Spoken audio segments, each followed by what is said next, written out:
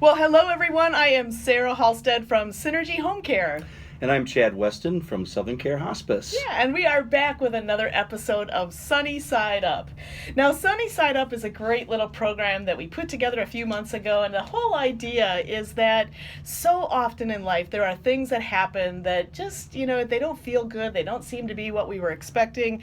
Life just isn't all it's cracked up to be, but there are things that we can do that can change our attitudes about that, and that can help us to approach things in a little bit better way. So we've chosen some topics and some things that have been kind of challenging for folks and given you some tips and some ideas on how you can turn that around and really approach things from a better point of view. So today we're actually going into a really important topic for this month. It's January, and we're talking about beating the January blues. I was thinking about that as you're saying that with the weather outside. I believe forecast for tomorrow is 50 below with wind chill, and I think that just adds to what we're talking about today. I think our listeners out there can kind of relate to that and how that kind of relates and brings into the January blues. Yeah, and it happens every year. It kind of hits us, and sometimes we feel like we're surprised by it, but we see a lot of people who are feeling kind of blue, who are just more depressed than usual, who are feeling kind of discouraged for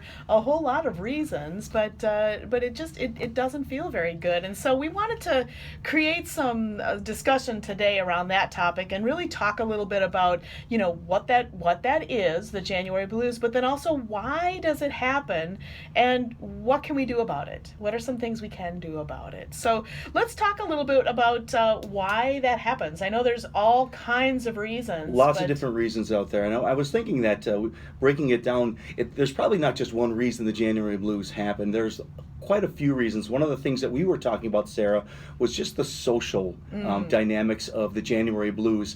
If we look at our environment, what's going on? It's quite cold out there. I'm guessing that we're not going to be out doing yard work, and we're probably a little bit more isolated, especially those that get cold a lot. I'm thinking elderly people don't want to go out and walk on the ice or the colder weather. Certainly wintertime is going to bring that on. Seems a lot easier to stay inside where it's warm than to actually go out and get together with folks. And all I want to do is hibernate, Sarah. I want a warm blanket and inside my house.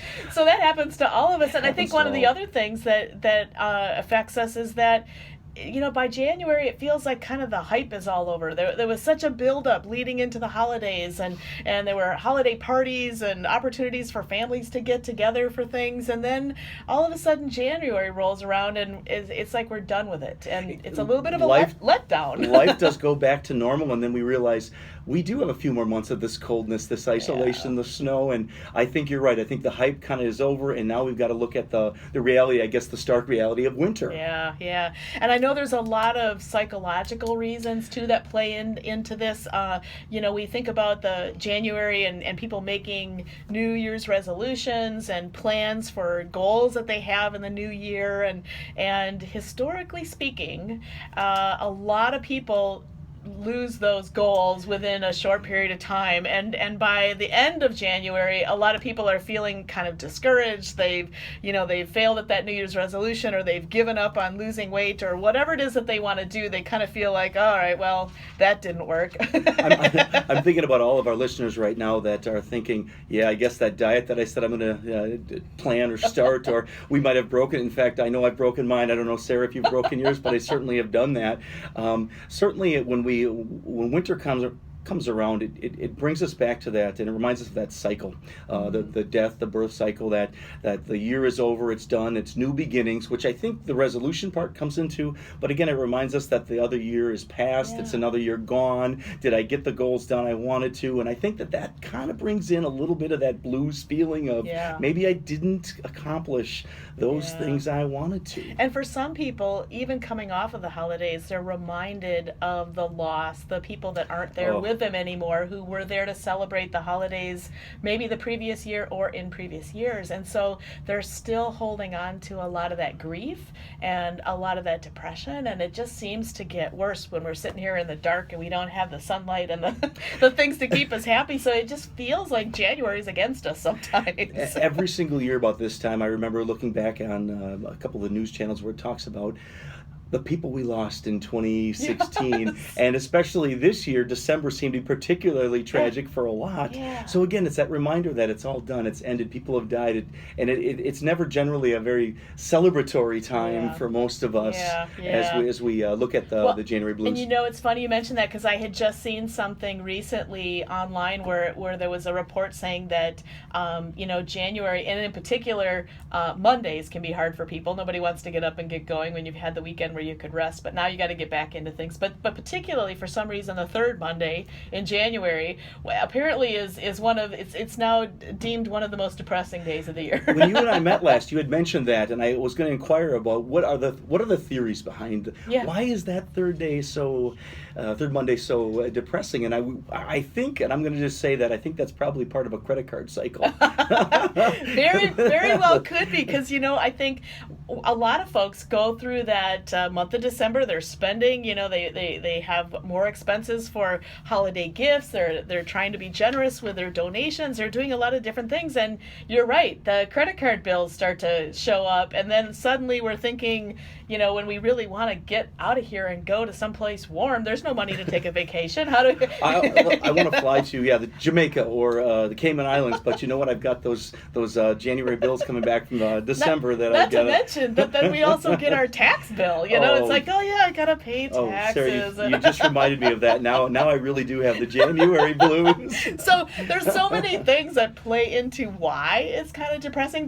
There's even physical reasons why this happened. I mean, we know that people don't get enough vitamin D or vitamin K in the winter, and a lot of that then contributes to our lack of energy and motivation. I mean, it's not just all in our heads. It's a chemical reaction. It's how our bodies work and how we cope to these changes. I think we're quick to look at it and say it must be some kind of it's just a mood thing, or what's going on in my social circles. But really, no, there is something going on. It is a lot to do with a lack of sunlight. The Mayo Clinic put out a little report that said that you look at our biological clocks with the sunlight, it's going to be off. We're not on the same schedules, and that's going to kind of throw us off a little bit. A lot more nighttime hours, a lot more of that lack of sunlight. Mm-hmm. They talk about serotonin levels and that they drop, and we were kind of talking about that chemical serotonin.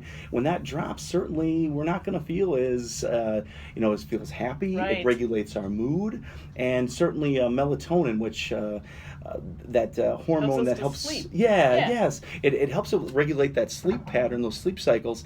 And if all that's being messed with because of that lack of sunlight, you can imagine what the outcome of that's going to be. Our body's getting thrown for a loop, and we're trying to do the best we can. So and in fact, I remember hearing a lot more in recent years about seasonal affective disorder, or SAD. That whole issue of, are we getting the sunlight that we need to have, and how does that affect so many things in our life? I think of that, just seeing the acronym SAD, I thought whoever made up the seasonal affective disorder really was a creative person, but the fact of it is it's a real thing. It can really be diagnosed. We're looking at that tendency to feel a little bit blue this time of year, and we always kind of want to make sure that blueness the January blues don't work its way into the February blues. Right. And I know, Sarah, you had said something to me earlier about, for our listeners out there, as we talk about this sadness, we always kind of remind ourselves that we want to keep ourselves safe. Yes. And that if there are people out there that maybe need to reach out, we